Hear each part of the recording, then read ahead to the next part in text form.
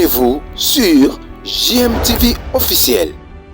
Mon général, ezali ya ba policier. Ba policier pe élément moko oyo ya FRDC. Mitindo ezalaki clair. Soki policier pe militaire mitindo wana epesamaki na parade. Parade esalemaki na stade de Martyrs. Mitindo ezalaki clair. Policier pe soldat soki ozali na ngonga ya musala te kolata teni te pe kozala na munduki te. Munduki esengeli kotia yango na magasin d'armement. Wana ezali instruction permanente epesamaki na parade. Tala baninga oyo ya biso ya police pe oyo ya FRDC bango na mangongi nde bakangami awa. Ezali na brigadier en chef Inkale Bola. Wapi yo? Telema mokonzi yango na. Telema monsieur. Brigadier Kamwanga Chilonda Doris. Telema. APJ Etoko Apola Giscard. Telema. APJ Ngoy Baoba Les Verbes. Telema. APJ Amboa Agogo Félix. Telema. APJ Bakangundi Sébastien Tata. Telema. Et enfin, APJ Egala Liboula. Walande ba policier, en général, Pelisusu, soldat de deuxième classe, Ntela Luzolo Enoch. Ye azali na régiment, Oyo ezali na Maluku. Mon général, Bangoyo Bakangami, pour na violation des consignes et vagabondage. Bovan. Par ailleurs, mon général, nonobstant l'incorporation au sein du service national d'un nombre significatif de marginaux communément appelés Kuluna qui ont été conduits à Kanyama KCC pour une formation de divers métiers et faciliter de ce fait leur réinsertion sociale, malheur est de constater que ces inciviques continuent à semer la terreur et la désolation dans la ville-province de Kinshasa, au préjudice de la population. Pour ce faire, le commissaire provincial de la police ville de Kinshasa avait ordonné des opérations spéciales de bouclage ciblées la semaine dernière. À titre illustratif, comme échantillon, mon général, nous avons 63 inciviques communément appelés Kuluna, ici présents. Échantillon Oyo, Ezali Aoya 63 Kuluna, Ezali Baye Bakangami, na mitindo commissaire provincial à Pesaki, na ba commissariat urbain, semaine Outiko Leka, pour te recrudescence, il y a phénomène Kuluna et Zongaki, à la Kinshasa. Mingi, basi batindi bango, et pas ya ba autorité compétente, mon général, Oyo ezali échantillon, et sengela kito la sa population, pour te baye baete, police, même ceux qui, service national, programme et pesamité, mais ba unité ya police nationale congolaise ya ville ya Kinshasa, et kangaka toujours ba Kuluna, peto tinda kabango, et pas ya ba autorité compétente. Mingi, baza, totinda kabango na justice militaire, pe baza nandolo, baza ebele, ça ne sert à rien à pêcher à chiffre, mokolo alelo. Nakanisi, soki conférence de presse eko salema, mokonzi akopesa chiffre oyo, ezali na prison ya ndolo. Bino ba parents boye ba ke police non seulement totindaka bato na service national, mais bakulu na oyo bakendaka pe na justice militaire. Bobenda bana na bino matoyi.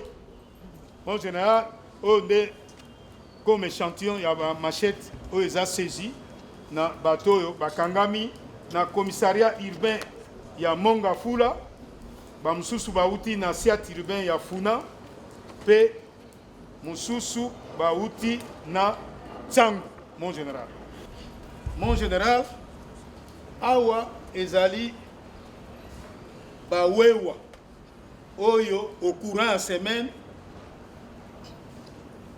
baboyi kotosa mitindo oyo ba autorité ba pesa ki pona commune ya Goma oyo groupe nyonso bavandi awa nde bakangamaki na ba moto bazali awa ndenge kaka mitindo pesaki ete tokangaka ba moto elokolo bakisaki eke bango pe elokolo bazoboya koyoka tokanga bango nde yango wana bazali awa tozozela mitindo asuka oyo kopesa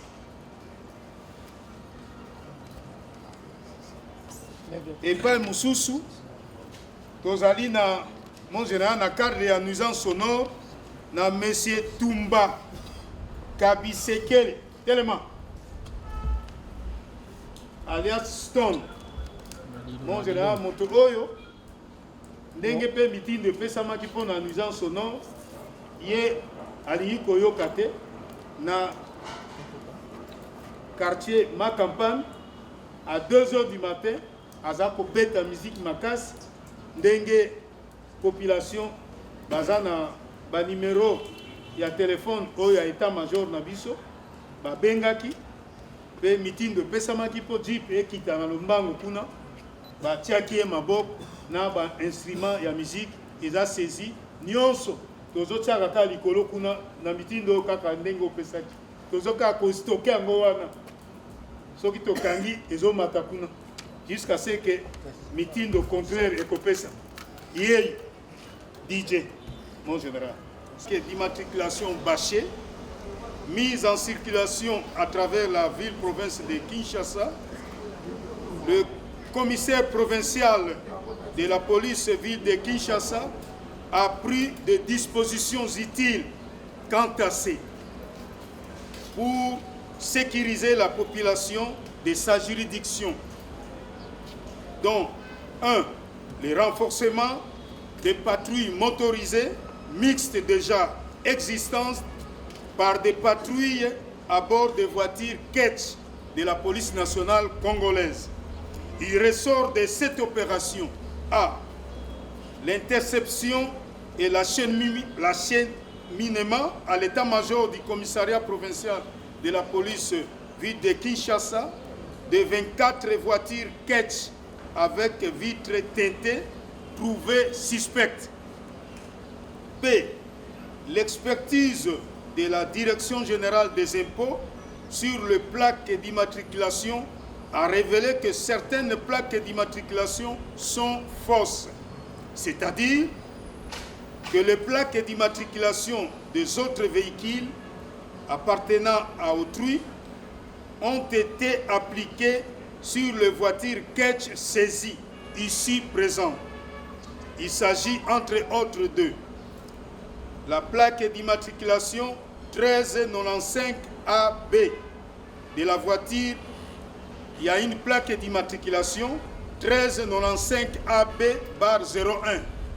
La plaque est là, la voiture est là. Curieusement, la plaque, c'est pour la voiture BMW 318 de couleur vert foncé appartenant à M. Pembele Louawa Emmanuel, domicilié sur avenue Isangi numéro 194 dans la commune de Lingwala. Deuxième voiture, comme échantillon, d'où plaque 1273 AM bar 05. La plaque est là, avec la voiture Ketch, appartenant au minibus Toyota IAS, couleur bleue, appartenant à la Rabank Lubumbashi. Nous attendons les investigations de la Direction générale des impôts pour nous renseigner le vrai propriétaire et avec votre autorisation, nous allons désintéresser ce propriétaire de la voiture. Outre les recherches policières, ont permis à mettre la main sur ce bande de bandits à main armée. Mon général, il y a la première bande, M. Misengambo Ekola.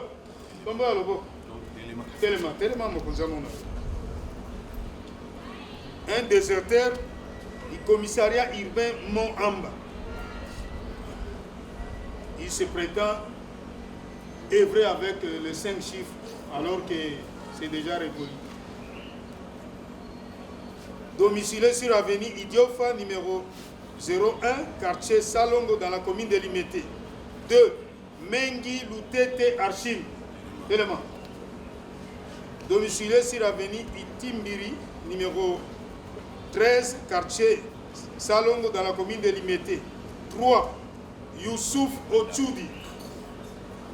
Domicilé sur la même avenue, numéro 23, quartier Salongo dans la commune de Limete. C'est hors la loi, ont plusieurs forfaits à l'air actif, dont le dernier en date se trouve être le vol à main armée, commis le 23 juillet 2024 vers 2 heures, après avoir escaladé le mur de la clôture du domicile de M. le docteur Koukembila Moussoki Augustin, 6 avenue Kalanganda, numéro 4, quartier Salongo dans la commune de Limete, où ils ont emporté une importante somme d'argent, une télévision, des téléphones, des ordinateurs et divers effets de valeur. Il a été saisi entre leurs mains le passeport de la victime, 6 dites, et 2 machettes Tramontina. Nous avons des machettes ici, mon général. Deuxième bande, Maranga Kerena, alias gouverneur, chef de bande, domicilié au quartier Maïndombe, numéro 65C, dans la commune de Matete. Kifadio Mafundu Patient, alias Mbolez, domicilié sur l'avenue Sundi, numéro 18, quartier Malonda, dans la commune de Kimbansek. 3. Longa Makiadi Fabien, alias Penge Penge, domicilié sur l'avenue Kisantu, quartier Inga, dans la commune de Selembao. 4. Enfin, Mandiangu Ntiala José, alias Aboma, domicilié sur l'avenue Basundi, numéro 8, quartier Condé, dans la commune de Selembao. Cette bande excelle dans le viol de jeunes dames. À chaque crime, s'il y a une dame, il doit le violer.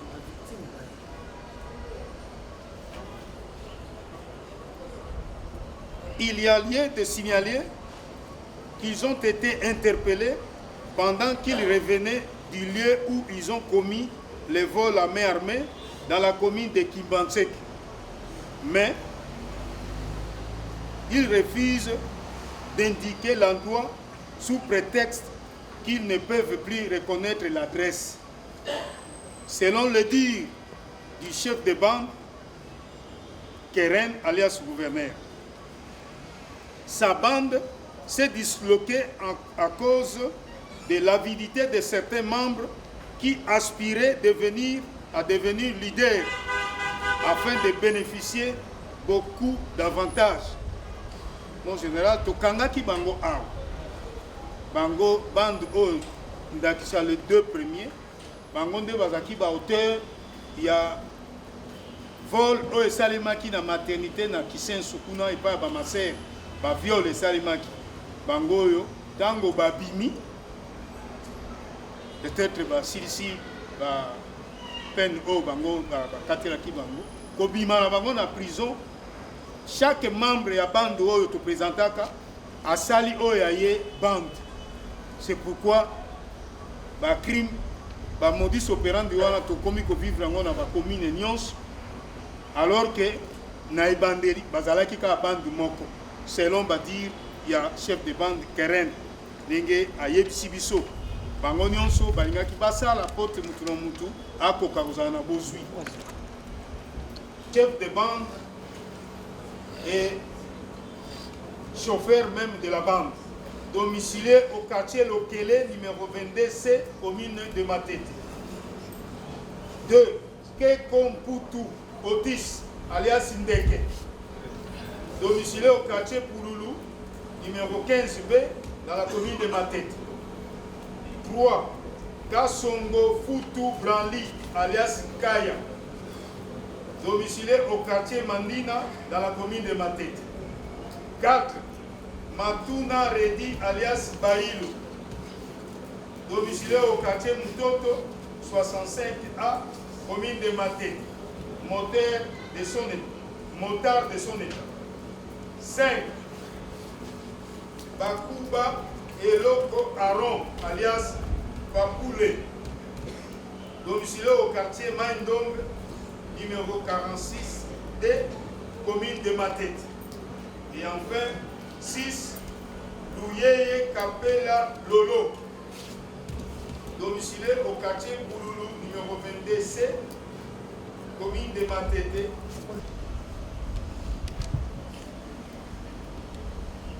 Ndenge bazali wana, mon général, moko na bango a ciblé moto.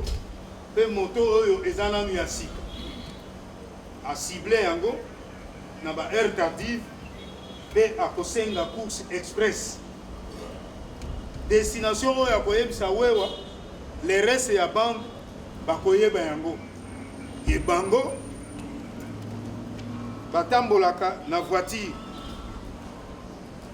Na voiture na bango bakolanda moninga na bango oyo azwi course.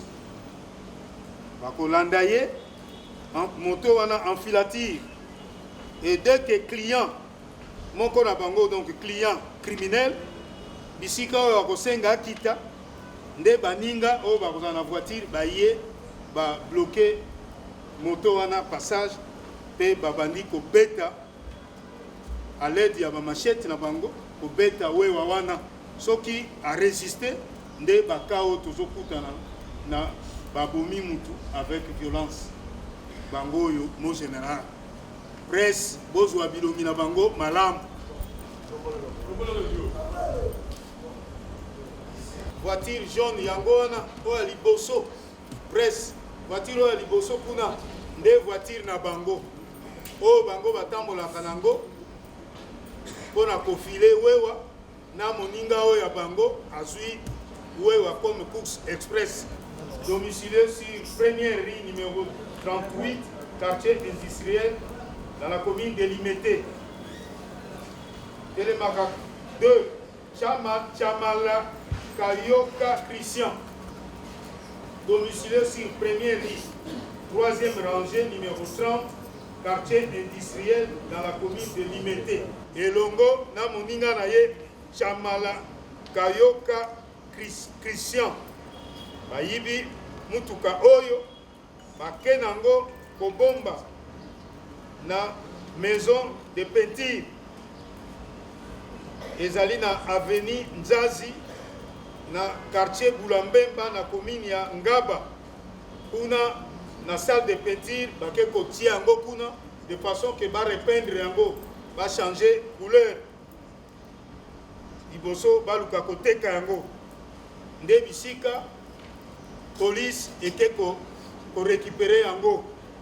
Kasi mon général bango mibale nde ba monter scénario ba monter oyo ya mibale a maîtriser ye na moto. Tango basisi kobomba mutuka na Ngaba bake na moto ti na PCR ya échangeur bakomi kuna oyo ya mibale Christian amoni OPJ ya échangeur OPJ Kamangala, André Bamonie, alobi que non, chauffeur oyo auti ko tout andeko na ngai na mutuka akufi ebembe na tiango na morgue ya Bondeko. Yango na ye na ye aw po bosambisa ye nga na ke ko alerter ba famille scénario. Azui kombo ya OPJ akei lisusu na parquet ya Matete ake ko salisa réquisition d'information de façon que OPJ ya PCR atinda moninga na ye côté na ye na parquet kuna ayebi ndenge nini alingaki jouer carte na ye. Kasi na investigation ya ba service na biso ya département ya renseignement généraux oyo ya biso ya PD nde bato bakei ko découvrir chauffeur oyo na cachot ya PCR ya échanger tant bamoni ye babandi ko interroger ye chauffeur balobi ake na olakisa bisika batiaki ebembe na OPJ ya PCR na bato na biso bakei na morgue ya Bondeko kuna bazaki surpris ya koapprendre que corps moko ya accident eza te nde bayebaki na kokanga baye na bango awa na interrogatoire contact emonani na deuxième cité nde tokei korécupérer mutuka oyo na salle de petit tala tina commissaire provincial ya police ya ville ya Kinshasa azali na kokebisa ba salle de peinture bino batu boyambaka mituka esengeli na bino bozala angele au besoin bo lukako senga na muto ayeli yo mutuka po o changer peinture alakisa yo ba document wana bokoki kotire kopi nango po bozala nango parce que na likama na enquête oyo mokonzi na biso ya police ya ville ya Kinshasa apesi ba instruction na ba service ya police pote ba salle de peinture nyonso ezala contrôler ko banda ndenge tokangaki bango avant-hier nde moto yango ekangami bango bazo okabango balobi ke za ya commissaire provincial mokolo nzoto alobi ke ye azalaka na moto te mon général na ta mususu bakabeli yango oyebi eza saisi ndenge ezao ndenge moko na bamoto oyo ebele oyo eza na nsima nakanisi bomoni bamoto oyo eza na nsima kuna nyonso ekangami na commune ya Gombe. Jusque là mitindo nanu epesami te mpona kolibere bamoto wana ndenge moko kaka na oyo mpe bandeko mibale bazotambola na makaron oyo biso police toyebi te mokonzi na biso ayebi yango te. Voilà message yango wana na lopoto tolobi boye le commissaire provincial de la police ville de Kinshasa tient à fixer l'opinion publique de la non-existence d'une quelconque fondation Brigitte tenue par un membre de sa famille, ni de macarons délivrés en faveur de certains motards pour accéder dans la commune de la Gombe, car ceux qui véhiculent ce propos sont des escrocs de la pire espèce. En outre, a-t-il rappelé qu'il est strictement interdit aux motards de circuler au-delà de la périmètre fixé par l'autorité dans la commune de la Gombe. Et tout contrevenant subira la rigueur de la loi.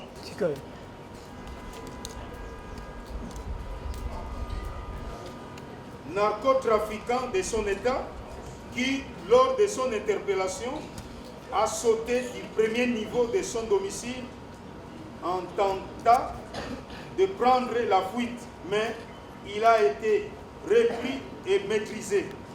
Il convient de signaler aussi que la police a pour mission de combattre le trafic, le transport et la consommation de drogues et autres stupéfiants.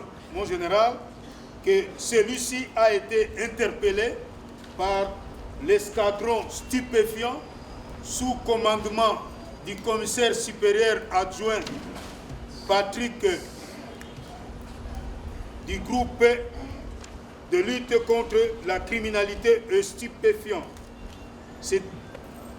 Il a été saisi entre ses mains 3 kilos d'héroïne, mon général.